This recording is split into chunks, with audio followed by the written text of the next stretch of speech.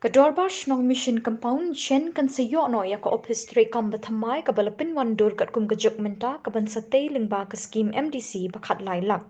Yau mau nong rim bante ya ka office lawan wan bo do CM berim ka KHADC ba PNCM badiru MDC ka than haringkat ka jingadon lang UMLA ka than ba Adilbert nong rum ringkat urang ba shnong ba GS basan nalor kiwe kinong kit kam shnong. Yung idon arkitek engineer bangin pa penkrea ngalarang ting susu ya kumno dan escalate double triple layak ham tinggal ini kasih numpang ngambil mana asor asor tenar sibun ya bah kanu kuai bahatam kepajanai tam jadi ni wasiri yang basiri kumno kalongga estimate yang gak poila kumno kat lain lah Supo sa samlak ng kama.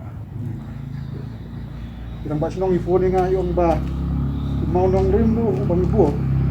Tapos space pa na kabanda ka inauguration ni Bundyo. Katala ang yan suso. Tapos mo na space na kabanda do nga ya.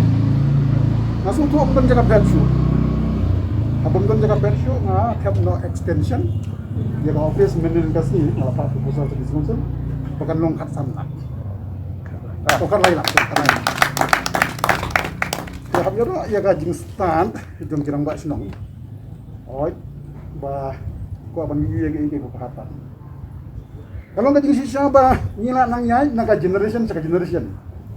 Men semate, dah kenal kata kepercayaan IT, mo, kepercayaan electronics.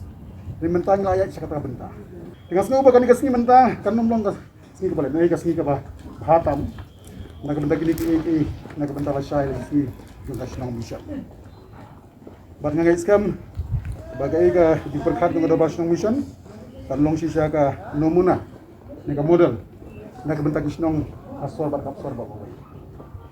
Maidan benta bat hi ha kadika janmit wa kadika step ringkat i MLA urang basnong sketrisnong bat ki ba baro kadak nakabenta ban li new mau nongrim jongka office jongka dor baris nang mission akan ni kapor nang trip ya kan yang pernah tingkat mulai tu kita lagi utang ulit ni maroi ini ni tak tu aja tu tempat lang tanong mata